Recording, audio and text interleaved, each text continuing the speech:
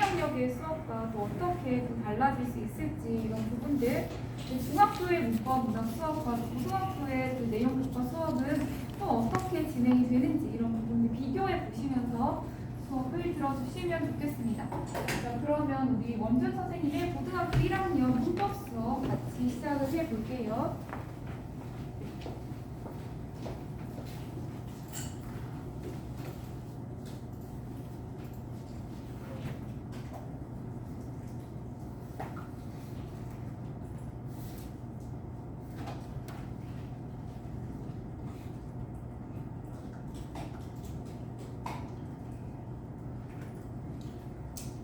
네, 우선 수업 시연을 시작하기 전에 제가 구성한 수업 시연은 고등학교 1학년 국어, 문법 4단원, 비상교과서 4단원, 바른말 바른글의 제 두 번째 소단원 한글 맞춤법입니다. 이 전 차시에는 의문의 변동을 학습하였고 오늘은 그것에 이어서 한글 맞춤법을 학습해보는 시간입니다. 그리고 제가 중간에 사이시옷에 관해서 설명하면서 여러분들한테 생각나는 아무 단어나 말씀해 주시라고 여쭤볼 건데 그때 진짜로 생각나는 단어가 있으시면 아무거나 말씀해 주시면 됩니다. 네, 그러면 수업 시험 시작해 보겠습니다. 안녕하세요 여러분, 다시 만나게 되어서 정말 반갑습니다. 안녕하세요. 오늘 배울 수업은 한글 맞춤법인데요. 선생님이 수업을 준비하다가 한 학생한테 카톡을 받았어요. 어떤 카톡이었냐면, 선생님 이 문제가 잘 안 풀려서 그러는데 이 문제는 어떻게 풀면 돼요? 이렇게 카톡이 왔어요. 몇몇 분들은 지금 이상하다고 생각하는 친구도 있는 것 같고 지금 뭔가 왜 저게 이상하지? 라고 생각하는 친구도 있는 것 같아요. 선생님은 이 카톡을 보고 되게 당황했는데 선생님 왜 당황했는지는 오늘 수업을 듣고 나면 이해할 수 있을 것 같아요. 선생님이 오늘 영상을 하나 보여줄 건데 이 영상에는 맞춤법을 틀리게 쓴 사례가 나와요. 이 영상을 보고 나서 맞춤법을 틀리게 썼을 때 느낌이 어떤지 한번 해봅시다.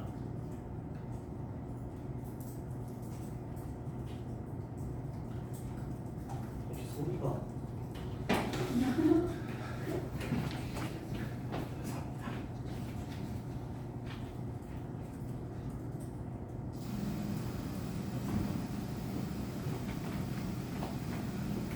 영상 보도록 하겠습니다.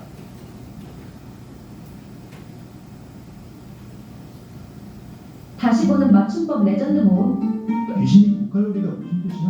뭔 소리야? 아니 귀신이 고칼로리야. 뭐라는 거지? 그 있잖아 속담에서. 귀신이 고칼 노릇이라고. 아우. 귀신이 고칼로리라니. 야 돈 언제 갚을 거야? 지금 줄게. 계좌 번호가 뭐야? 계좌 번호 불러니까. 다. 전수화사 박학교. 에이 그렇게 집에만 있으면 난 요새 맨날 돌아다니는데 역마살이 겼나? 네? 진짜 갈 거야? 남아있는 김천동이라고 봐야지. 아 제발 남아이런 좀 소금이라고. 돌았나 진짜. 네, 이 영상을 보고 느낀 점을 말해줄 수 있는 사람 혹시 있을까요? 그게 좀 별로다라고 왜 별로다라고 생각을 했을까요?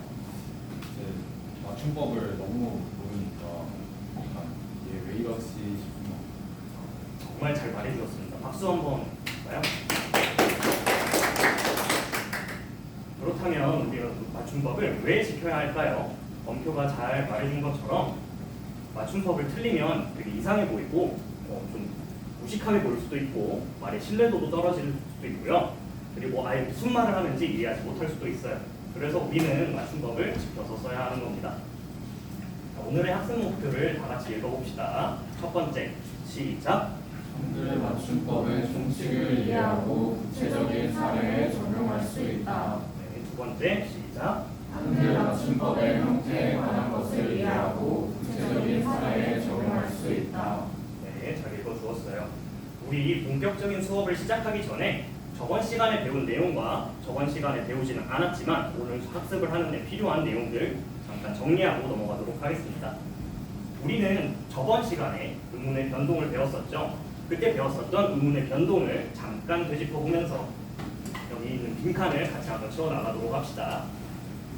비음하는 비음이 아닌 음운이 비음을 만나서 비음, 니은, 니은, 미음으로 교체되어 발음되는 현상이었어요. 그렇다면 비음, 니은이 유음, 리을의 앞 또는 뒤에서 유음, 리을로 교체되어 발음되는 현상은 뭐라고 했었죠? 유만. 네, 유음화라고 했었죠. 잘 말해주었습니다. 국계음화는 앞말의 끝소리 디귿, 티읕이 모음, 이로 시작하는 무슨 형태소를 만나서 국계음이 지읒, 치읒으로 교체되어 발음되는 현상이에요. 여기 오타가 참 국간이 있는데 국계음 인이에요. 그럼 어떤 형태소를 만나서 교체가 되는 거였죠? 네, 맞아요. 정말 잘 말해주었어요. 형식 형태소를 만날 때 교체됩니다. 실질 형태소가 왔을 때는 교체되지 않아요.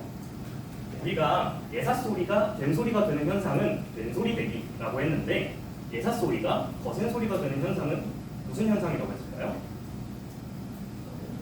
요즘 거센 소리 되기. 네, 맞아요. 거센소리 되기라고 했었어요. 그러면 예사소리들이 어떤 음운과 만나서 축약되어 거센소리가 되었었죠?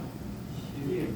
네, 히읗과 만나 축약되어 거센소리가 됐었습니다. 모음 탈락은 두 모음이 이어질 때 그중 한 모음이 탈락하는 현상이었어요. 오늘 이 음운의 변동이 표기에 적용되는지 적용되지 않는지를 한글 맞춤법에서 배울 거니까 이 내용 잘 기억하고 넘어가도록 합시다. 이 다음 내용은 여러분들이 중학교 때 배웠을 내용이에요. 단어의 품사 중에서 용어는 문장에서 무슨 기능을 하는 단어의 관례였는지 혹시 기억나는 사람 있나요? 소수요.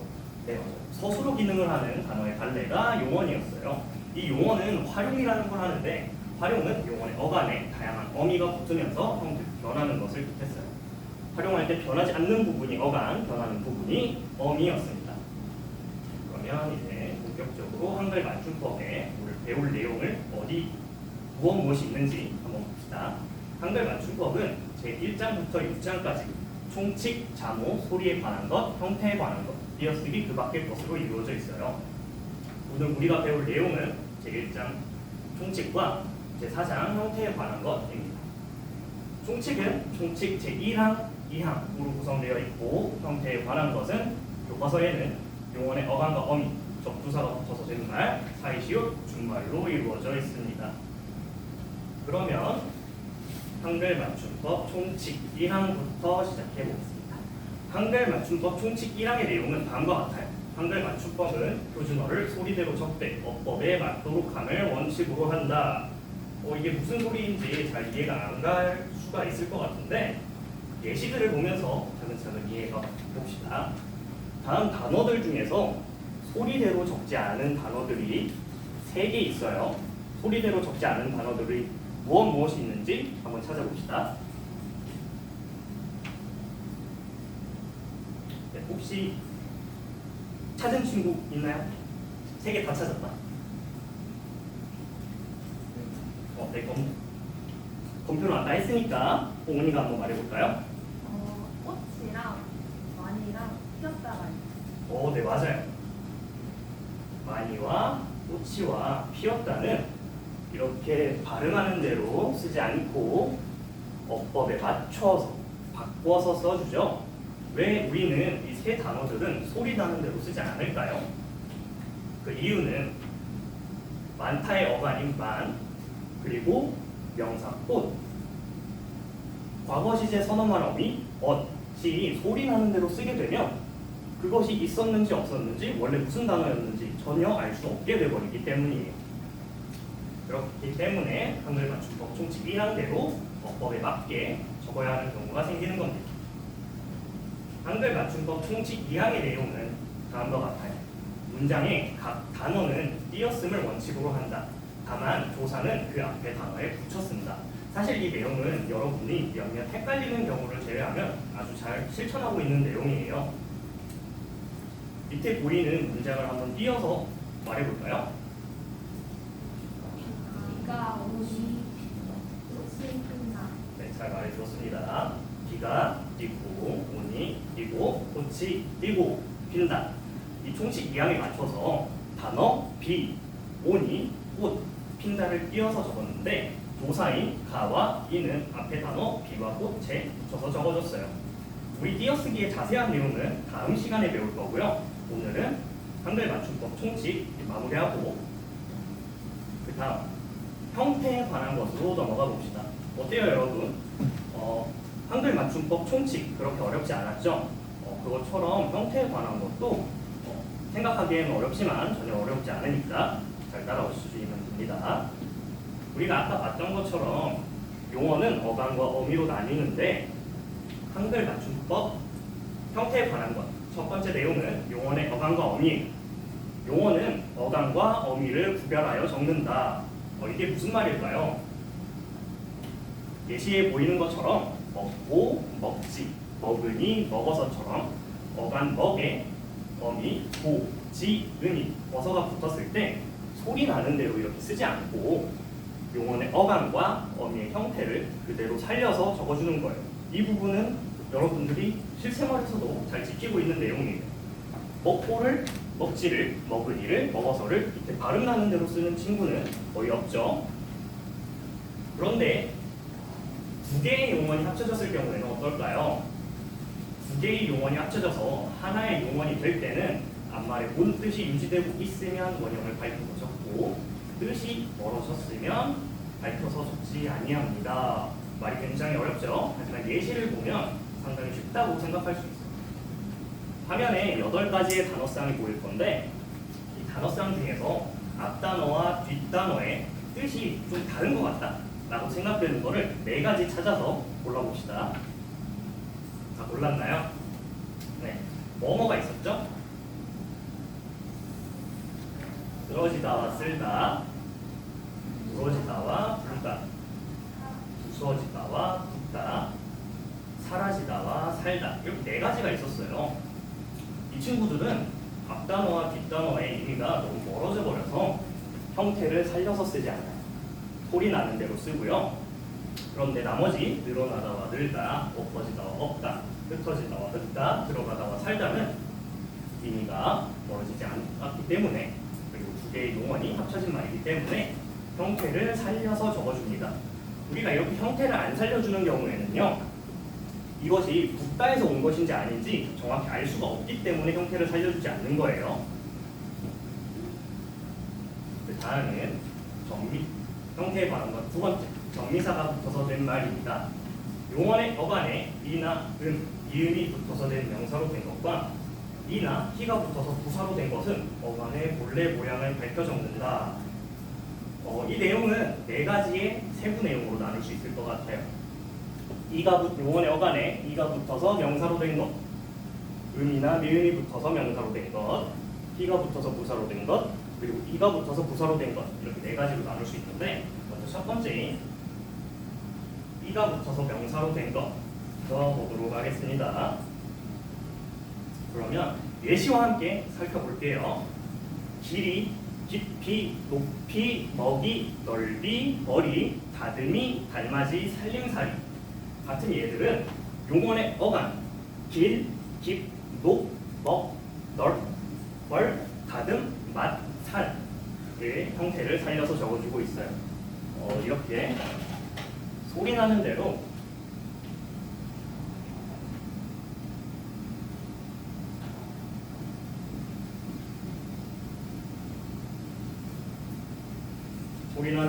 적어주면 안 돼요. 맞춤법에 맞지 않게 적은 것입니다. 그렇게 적으면.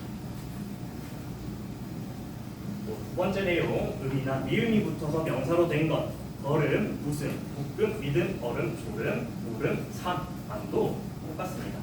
어간, 걸, 웃, 묵, 밑, 얼, 졸, 울, 삼, 살, 알을 소리 나는 대로 적지 않고 형태를 살려서 적어줬죠. 이가 붙어서 부사로 된 것, 마치, 굳이, 길이, 높이, 많이, 실없이와 키가 붙어서 부사로 된 것, 밝기, 익히, 작기 등도 똑같습니다. 그런데 우리가 아까 두 개의 용언이 합쳐졌을 때 본 뜻에서 멀어진 경우에는 소리 나는 대로 썼어요.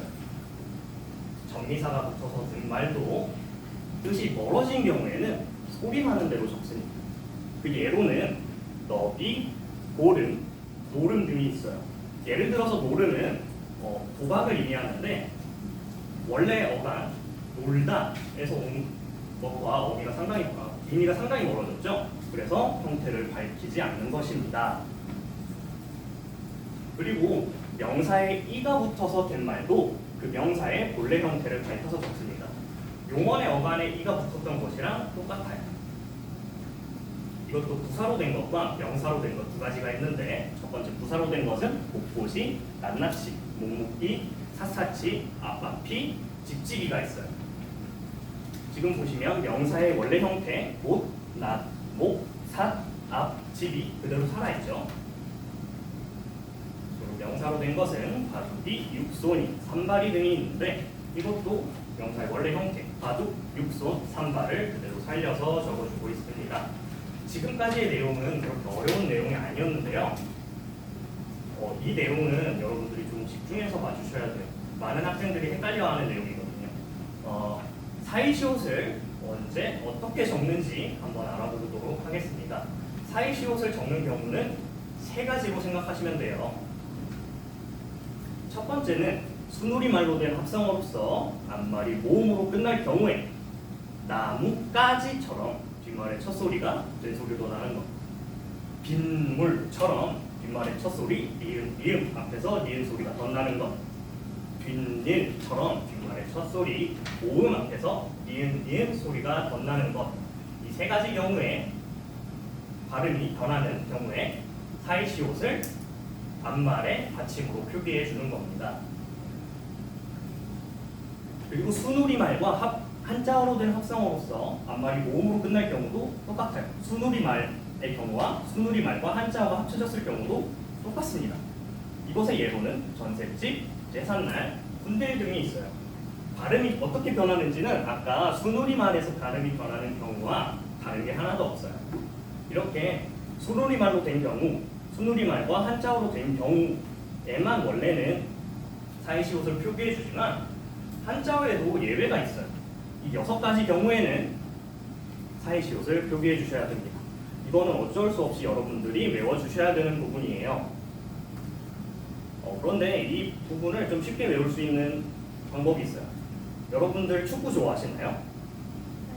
네, 축구를 할 때 축구공을 차고 근데 안 들어갔어. 그래서 옆에 있는 친구가 공이 몇 번 들어갔나 횟수를 세워줘요. 이렇게 외우면 여러분들 좀 더 쉽게 외울 수 있겠죠?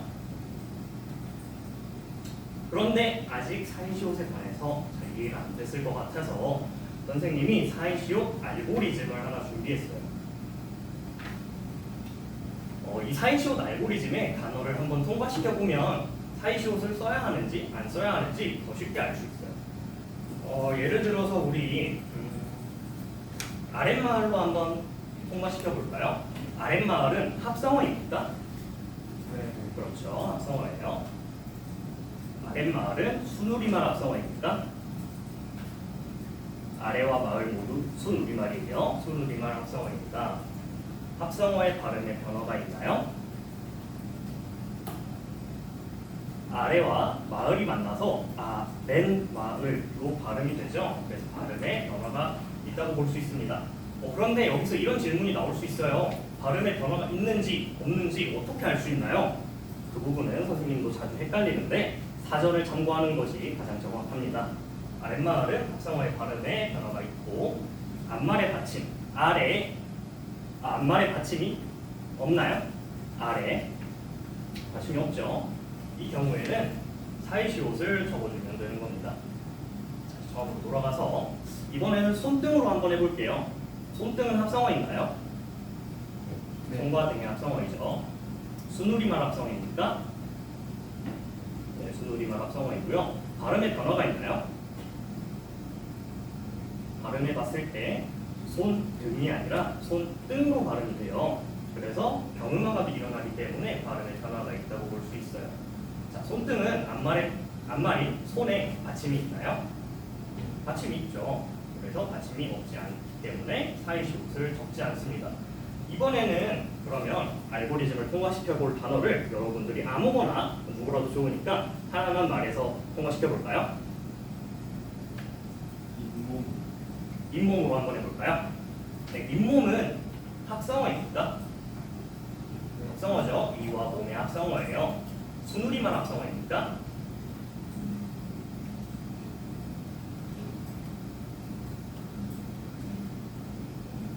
네, 순우리말 합성어예요. 합성어의 발음에 변화가 있나요? 네, 미음 앞에서 니은 소리가 덧나기 때문에 합성어의 발음에 변화가 있다고 볼 수 있죠. 앞말의 받침이 있나요, 없나요? 이에 없어요. 그렇기 때문에 사이시옷을 적으면 되는 겁니다. 그러면 이 사이시옷 알고리즘을 통과시켜보면 그 단어의 사이시옷을 적는지 안 적는지 쉽게 알 수 있겠죠. 사이시옷은 여기까지 한번 보고 오늘의 마지막 내용 준말로 넘어가 봅시다. 준말, 오음, 오우로 끝난 어간에 어미, 아, 어 또는 앗, 어시 붙어서 와, 워 또는 왓, 왓으로 될 경우에는 준대로 적는다 라고 하는데 말이 굉장히 어렵죠. 예시와 같이 보면 굉장히 쉬워요. 여기 보면 어간, 오, 오, 주, 두 등의 어미, 아와 어가 붙어서 본말이 오와 오와, 주어, 주어가 되었는데요. 이 본말이 줄어서 과, 과, 저로 소리가 나면 그냥 소리 나는 대로 과, 과, 저로 써주면 된다는 내용이에요. 여러분들도 이미 잘 지키고 있는 그런 내용이에요. 아따가 붙었을 때도 똑같습니다. 왔다, 왔다, 줬다, 걷다 등으로 써주면 되는 거예요. 그리고 아까는 오, 우로 끝나는 어간이었는데 이번에는 외로 끝나는 어간이에요. 외로 끝나는 어간에 어나 어시 붙었을 경우에도 외스로 줄면 이렇게 준대로 적어주면 돼요. 어간, 쇠에 어미, 어가 붙었을 때 되어, 쇠어로 본말이 만들어지는데 이 본말이 줄어서 쇠로 발음이 되면 발음되는 대로 적으면 되는 겁니다. 선생님이 아까 시작하기 전에 어떤 친구가 돼요라고 카톡을 보냈다고 했었죠? 이게 왜 틀렸는지 이제는 알 것 같나요? 이 문제는 어떻게 풀면 돼요는 어떻게 풀면 돼요이기 때문에 줄어들면 오에 돼로 써줘야 하는 거예요. 걷다가 붙었을 때도 마찬가지로 줄면 준 그대로 됐다, 쐈다 써주면 됩니다. 그러면 오늘 우리 학습할 내용은 다 마쳤고 확인 문제를 한번 풀어보도록 하겠습니다. 20분을 줄게요. 5분 지났습니다. 여러분들 이제 첫 번째 문제는 푸셨어야 해요. 자, 5분 남았습니다, 여러분. 지금쯤 마지막 문제를 풀고 있었으면 하는데 아직 다 못 푼 친구는 교과서를 참고하거나 다 푼 친구들한테 도움을 요청하는 것도 좋을 것 같습니다. 이제 다 풀어본 것 같으니까 확인 문제를 선생님과 함께 풀어보도록 합시다. 자, 첫 번째 문제는 다음에 빈칸을 채워 넣어보세요 라는 문제였어요. 자, 여기 첫 번째 문장에 한글 맞춤법은 표준어를 이렇게 적되 이것에 맞도록 함을 원칙으로 한다. 빈칸에 들어갈 말은 뭐죠? 소리 대고 적되 어법에 맞도록 함을 원칙으로 한다. 두 번째 문장에 들어갈 두 단어는 무엇인가요? 네, 문장의 각 단어는 띄어쓰지만 조사는 앞에 붙였습니다. 잘해주었습니다. 두 번째 문제. 자, 다음 문장에서 맞는 단어를 골라볼 건데 첫 번째 문장에서는 앞에 거를 고르면 되나요? 뒤에 것을 고르면 되나요? 네, 그렇죠. 앞에 것을 고르면 되죠. 바로 두 번째 문항에서 앞에 것을 고르면 되나요? 뒤에 것을 고르면 되나요? 네, 쏟아지다는 쏟다의 의미가 남아있기 때문에 형태를 살려서 쏟아져라고 써주면 되는 거예요. 자, 3번. 3번의 첫 번째 괄호에는 뭐가 들어가야 되죠? 네, 앞에 거가 들어가야 되고요. 두 번째 괄호에는 뒤에 거가 들어가야 되는데 사실은 여기는 두 개가 다 들어갈 수 있어요. 그 배는 넓이가 커서에는 넓다의 이가 붙어서 만드는 것이기 때문에 의미가 크게 달라지지 않았는데 여기에 있는 이 너비는 넓다의 이가 붙어서 폭이라는 뜻으로 사용되고 있어서 의미가 달라졌기 때문에 형태를 반영하지 않고 쓰는 것입니다. 4번은 어떻게 써야 하죠? 이건 아까 예시로 나왔던 거. 네, 앞에 것과 뒤에 것으로 쓰면 되겠죠. 5번 문제, 사이시옷에 관한 문제인데요. 이것은 어떻게 써야 할까요?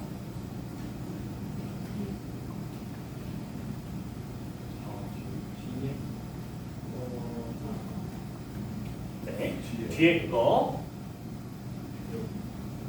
자, 이것은 뒤에 것, 이것은 앞에 것, 이것도 앞에 것으로 써주면 되는데요. 이 문제에 많은 학생들이 헷갈려하는 것 같아요.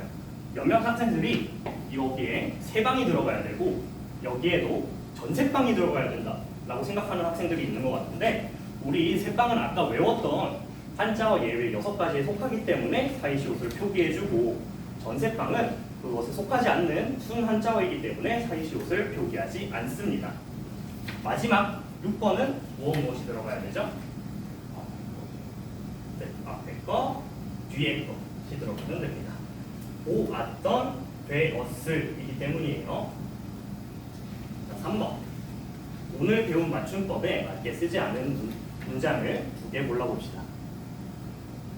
몇 번일까요?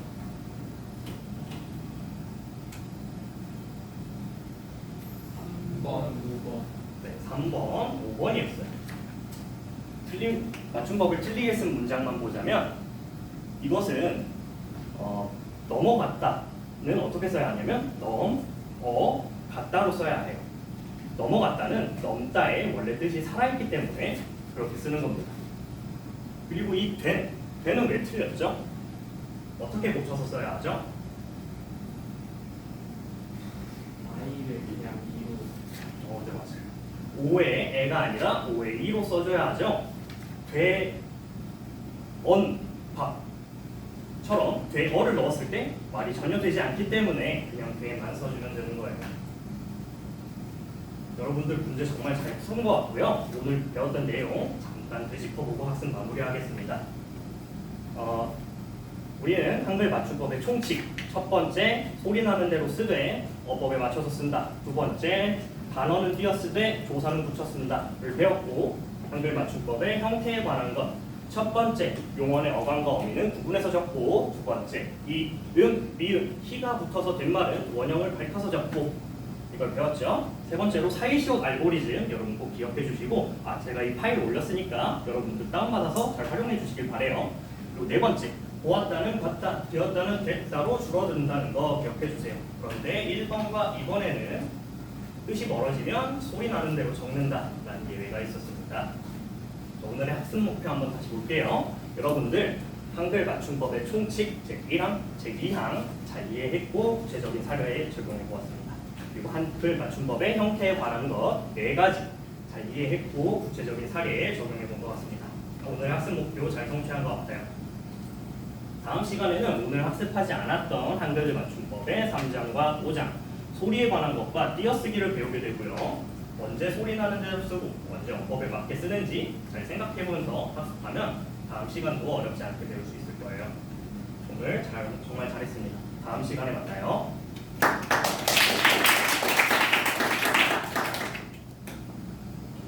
지금 여기까지는 28분이에요. 분장희 선생님이 이제 수업을 양이 많죠. 제가 드리고 싶은 말씀이 뭐냐면, 제 선생님이 50분의 수업을 설계하고 줄여서 했는데도 이게 한 거의 30분인 거예요. 실제로 이게 수업이 생략하는 부분이 없이 이루어졌다면 훨씬 더 길어졌을 것 같아요. 그렇죠? 우리가 시간이 많지 않아서 여러분들의 피드백을 많이 들어보기 좀 어려울 것 같고요. 네, 구체적인 내용을 메모를 해주시면 제가 전달을 하겠습니다. 시간이 조금 부족해서 제가 좀 빠르게 피드백을 드리면 수업을 굉장히 잘하신다는 느낌이 들죠. 그러니까 그런 요소는 여러 가지가 있겠으나 일단 안정적이고요. 선생님이 표정도 좋으시고 속도도 적절하고 일단 전달력이 좋아서 학생들이 수업을 잘 들을 수 있을 것 같은 생각이 듭니다. 선생님의 그런 비언어적인 측면, 또 준어적인 측면 이런 부분들이 굉장히 좋았다라는 말씀을 드리고 싶고요. 다만 아까 시간 얘기를 제가 처음에 드렸던 것처럼 요게 사실은 좀 양이 많죠. 그래서 아마 2차실 설계하셨는데 시간 조금 더 늘려야 되지 않을까. 그래서 다른 시간 수업을 조금 더 줄이더라도 이번 시간 학습 내용을 이번 차시에 다 다루기는 어렵지 않을까라는 생각이 좀 들었는데 그 부분을 여러분들도 한번 고민을 해주시면 좋을 것 같습니다. 그래서 이제 좀 보시면은 일단 선생님이 굉장히 준비를 많이 하셨구나라는 느낌을 받는 것이 대리부터 시작해서 그렇죠. 제시한 사례라던가 사회시험 알고리즘이라던가 이런 부분들을 굉장히 많은 장치들을 넣으셨더라고요 수업에. 그래서 그게 어려운 내용인데 선생님이 이렇게 설계한 그 수업대로 잘 따라가다 보면 학생들이 그래도 그렇죠. 한번 들어봐야지, 이해해봐야지, 한번 해봐야지라는 생각이 들 수 있게 중간중간에 계속 노력하고 계신다라고 생각이 들어서 좀 인상적이었다라는 말씀 드리고 싶은데 양은 많다. 그렇죠? 그래서 이 양의 많음을 어떻게 해결할 수 있을까 좀 고민을 해보셔야 될 것 같아요. 그래서 덜어내야 될 부분을 덜어내야 될 것인지 아니면 이 내용을 다 안고 갈 것이며 시간을 좀 더 확보해야 될 것인지 이 두 가지 측면에서 생각을 해보시면 좋겠다라는 생각이 들고요. 사실 이 수업이 여러분들이 많이 선택을 하시더라고요. 수업 시연을 이제 제가 준비해 보세요라고 하면은 많이 선택하는 단어인데 이 단어에서 제일 중요한 것은 제가 생각했을 때 앞에서는 의문 변동을 배웠거든요. 그 뒤에 이어서 맞춤법을 배워요. 그럼 학생들한테 어떤 거를 좀 알려줘야 되냐면 앞에서는 이제 발음의 중요성을 배운 거죠. 그래서 정확하게 발음하는 것이 중요하다. 그래서 이거는 다 우리가 언어 생활을 하는 가운데서 효과적인 언어 생활, 효과적인 의사소통을 하기 위해서 발음을 정확하게 하는 것이 필요했다라는 거를 알려줬겠죠. 그리고 두 번째 이 맞춤법으로 와서는 발음이 중요하다고 했는데 이번엔 표기가 중요하네? 라는 거죠. 그래서 한글 맞춤법 총칙을 보시면은 발음 나는 대로, 소리 나는 대로 적대요. 그래서 발음을 정확하게 하는 것이 중요하구나 일단은. 그래서 아까 귀신 고칼놀이라고 하는 것도 발음이 잘못된 거지. 귀신 고칼 노릇이라고 정확하게 발음을 했으면 받아들이는 사람이 어떻게 보면 귀신 고칼놀이라고 이해를 못했을까 애매하지만 그죠. 근데 발음을 이제 정확하게 못하거나 인지를 잘 못하면 귀신 고칼놀이라고 이제 쓰게 되는 거죠. 그러면은 이 올바른 발음의 문제가 이 정확한 표기로 이어져가지고 그렇죠? 이런 부분들 문제가 발생하더라. 그러니 어떻게 해야 된다는 거예요? 발음도 중요하고 그리고 또 하나는 표기를 할 때 의미가 잘 통하도록 그렇죠? 어법에 맞게 쓰는 게 중요하구나. 이런 부분들을 좀 연기해서 가르치면 좋을 것 같아요. 애들이 제일 헷갈려하는 게 뭐냐면 소리 나는 대로 적으라고 해놓고 왜 어법에 맞게 적어야 돼요? 라고 하는 이제 부분에서 애들은 좀 혼란을 느끼더라고요. 그래서 예를 들면은 아까 소리 높이나 길이 같은 거 얘기해 주셨는데 저는 이제 걸음 같은 거 설명할 때 있죠. 그러니까 저거는 높이는 높이라고 쓴다고 해서 의미의 차이가 발생하지 않잖아요. 근데 걸음 같은 거는 걸음 이거는 걸음을 소리 나는 쓰면 의미가 바뀌어 버리잖아. 그런 예시들을 보여주면서 의미에 막 소리 나는 대로 발음하는 것도 중요하지만 의미에 혼란이 생기는 경우, 소통을 어렵게 하는 경우에는 표기를 정확하게 하는 게 필요하겠구나라고 해서 이 발음의 중요성과 표기의 정확성을 좀 이야기해주는 이렇게 연계를 시키는 게 굉장히 필요하다라는 말씀을 드립니다. 그래야지 애들이 좀 혼란을 좀 덜 겪습니다. 그래서 이제 선생님께서 중간에 잘 설명해 주시고 예시도 굉장히 잘 가져오셨는데 저는 이제 이 설명이 보시면은 교사 설명 되게 길잖아, 그렇죠? 그래서 중간에 좀 끊어가야 될 것 같아요. 그래서 학습지가 제 마지막에 이제 평평평가 마지막에 정리하는 학습지가 들어있는데 사실 이 학습지는 중간중간에도 들어가야 될 것 같아요. 그래서 한번 해보고 또 자기들이 한번 써보기도 하고 이런 식으로 활동을 좀 끊어서 가시면 좋겠다. 그래서 마지막 학습지로 한 번 더 정리를 하더라도 중간중간 활동을 좀 넣어주시면 좋을 것 같습니다. 그러려면 아무래도 시간 확보가 좀 필요하겠지요. 그런 부분들을 생각해 주시면 좋겠습니다. 그래서 저는 이제 선생님이 준비해준 수업이 전체적으로 내용이 굉장히 정확하고 예시도 적절하게 설명이 잘 이루어지고 있는데 이걸 좀 끊어서 가시고 내용 좀 조절해 주시고 그리고 예시들을 학생들이 좀 이렇게 이해할 수 있는 적합한 예시를 중간에 조금 더 강조해주면 좋겠다. 아까 걸음 이런 거나 아까 붓다도 왜 이거를 붓다의 그 붓을 밝혀 써야 되는지를 붓는 시옷발이 때 붓는 거랑 그리고 붙이는 거 붓다랑 그렇죠 몸이 붓다랑 이런 단어들이 발음은 똑같은데 의미가 다 다르기 때문에 이거를 시옷받침 붓고로 써야 될지 그렇죠 티읕받침 붓고로 써야 될지 이런 것들이 의미를 밝혀 쓰는 게 중요하다. 발음은 같지만 이런 이야기를 할 때 예시들을 조금 더 보여주셔도 좋겠다라는 생각이 들었습니다. 그래서 이제 정리를 해야 되는 시간이 와서 이제 마무리를 하자면 수업에 대한 설명이나 뭐 예시나 이런 활동들이 적절했으나 시간에 대한 안배를 좀 해주십시오라고 말씀드리고 싶고요. 그 중간중간에 학생들이 따라올 수 있게 좀 설명을 끊어서 중간에 확인하는 활동들을 학습지 활동들을 넣어주셔도 좋겠다라는 생각이 들었습니다. 그래서 사실 앞에 선생님의 설명이 15분이고 학습지를 푸는 시간이 20분인데 앞에 있는 그 설명을 15분 동안 절대 할 수 없을 것 같다. 그렇죠? 그래서 좀 나눠주셔도 좋겠다 라는 생각이 들었던 것 같습니다. 여러분들, 여러 선생님의 설명을 피드백 듣지 못해 좀 아쉬움이 있지만 또 보완해서 적어주시면 제가 전달을 하겠고요. 굉장히 그렇죠. 이 어려운 단원의 많은 내용을 또 선생님 나름의 방식으로 설계해 주시고 전달해 주셔서 또 우리가 문법 수업 설계할 때 또 하나 참고할 수 있는 자료가 됐을 거라고 생각이 듭니다. 그래서 이 PPT를 굉장히 깔끔하게 만들어 주시고 이런 어려운 내용을 전달하는데 굉장히 포커스를 맞춰서 잘 설계를 하고 계신 것 같습니다. 그렇죠? 그런가요? 네. 그래서 선생님께 조금만 이 학습 활동의 양을 나눠주시면 훨씬 더 좋은 수업이었을 것 같다라는 말씀을 드리면서 원준 선생님의 문법 수업 마무리하도록 하겠습니다. 수고하셨습니다. 굉장히 준비를